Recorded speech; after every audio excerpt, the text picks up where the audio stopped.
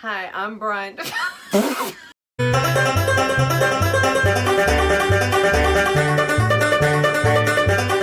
Hey everybody, just back to document one more failure.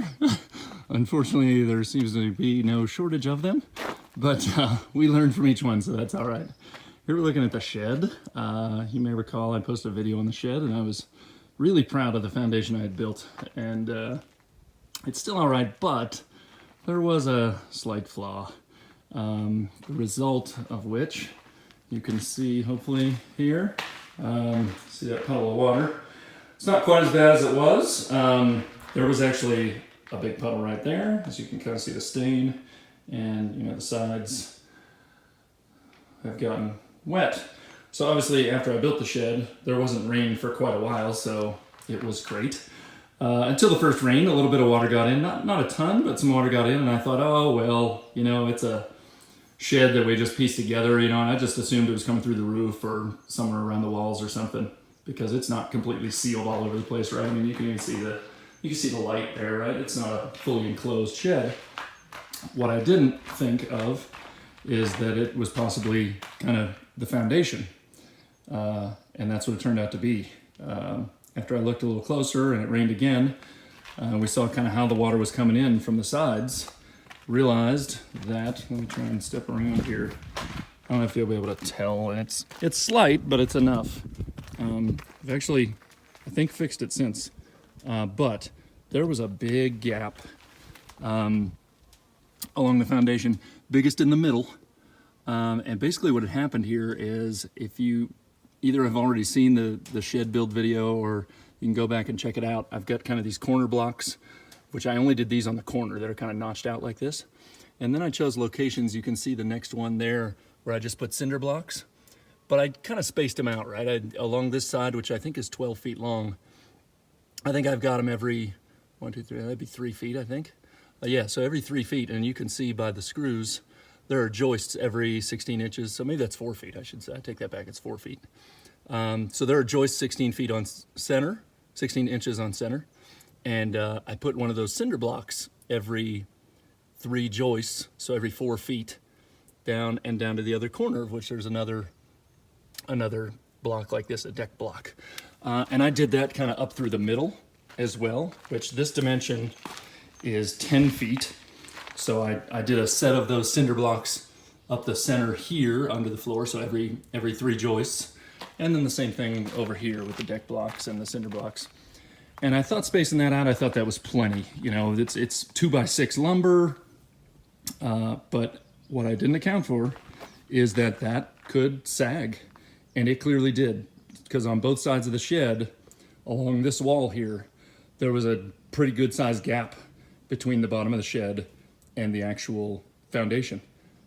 It wasn't that way when I built it, but it sagged a little bit. So what I should have done is put that cinder block kind of under each, not necessarily, it doesn't have to be this guy, but I should have put a block under every joist, every floor joist, to stop it from sagging. So unfortunately, what happened there is, so in those spaces between those cinder blocks, you notice at the cinder block, actually no water. So what happens is, basically between each cinder block, it bows just slightly from, let's say, here, there's a cinder block there to the wall. It bows right there, so water creeped in. And then from here to the next one, it bows right there, and there was a big gap, and water came in. So it just did that kind of on both sides, and it came inside. So that's the bad news. The good news is it's not the end of the world. Plywood's pretty resilient. I can kind of clean it up here. And I already, as you can tell, my first possible solution was, actually, I go back even one further. My first possible solution when I saw those gaps was spray foam that expands. And I tried that. I had never used spray foam before, but I had some, so I thought, oh, that's a perfect solution, right?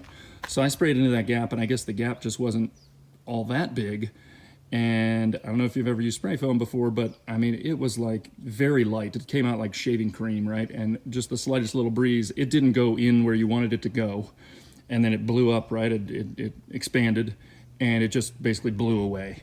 So that didn't really help me at all. And if you tried to do anything with it, if you tried to move it yourself or touch it, oh, your fingers just got really nasty. So that was my first attempt, which didn't even come close.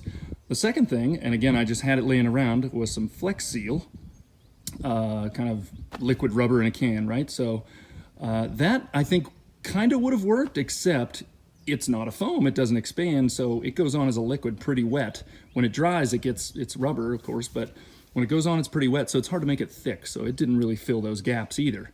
I think it would make a watertight seal in the right place, but it's not really meant to be a gap filler, unless you put several coats of it, I guess, and you have to let each one dry in between. I guess you could build it up slowly, but I don't think that's really its purpose. So the last, which seems to have worked, is, maybe you can see it on top of, so the black is the Flex Seal. The final is just caulking, exterior caulking. So I did that yesterday, I think, and it did rain last night, and even though there's water inside, I actually think that water, I just emptied out the shed today of all of our stuff here. I hadn't done that prior, so we had kind of spread the water, kind of this middle section and this front section in the past just because it was accessible. So we had spread it around so it kind of dried, or we pushed it out as much as we could.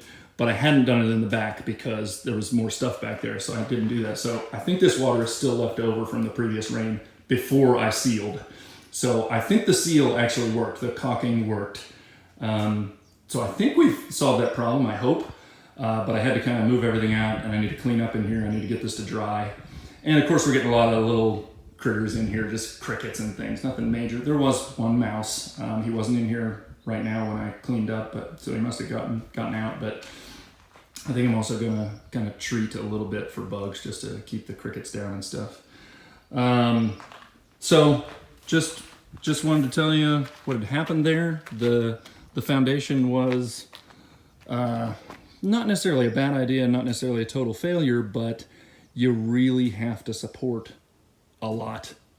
That span of 12 feet just wasn't gonna hold up. You know, you can see even just 4 feet in between in between supporting blocks was enough for it to sag enough that there wasn't a connection kind of between the shed and the floor.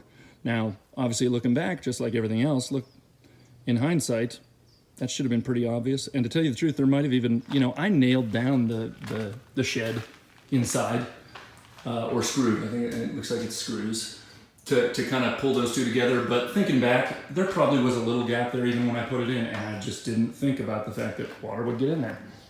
And at the time, of course, it wasn't raining, so I thought, hey, I'm a genius. What a good job. But that was a flaw in the design and in the logic, that clearly water was going to get in there. So I probably should have done this from the, I guess I either could have, even if I used more of those supporting blocks, I still might not have had a real connection between, or even if they were sitting kind of flush, water will find its way in there. So I think even if I had supported it completely, I still think caulking would have been, some sort of sealant around the outside would have been necessary. So looking back, that seems a little silly that I didn't think about that. Obviously water's going to get in there, but didn't think about it until it happened. So another lesson learned, just wanted to share it. So I'm kind of cleaning up.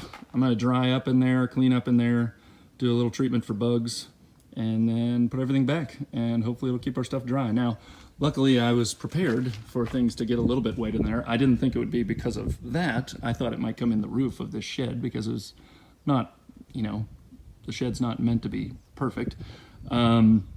So I thought water would get in there. I thought it would get in a different way, but I did make sure I kept pretty much everything inside kind of Tupperware containers that are fully closed. And so I don't think anything got ruined. Some pieces of wood and stuff that were laying around might have got a little wet, but not the end of the world. So crisis averted. Hopefully not too big of a deal, but I learned a lesson and we'll move on. Just wanted to share. Talk to you later.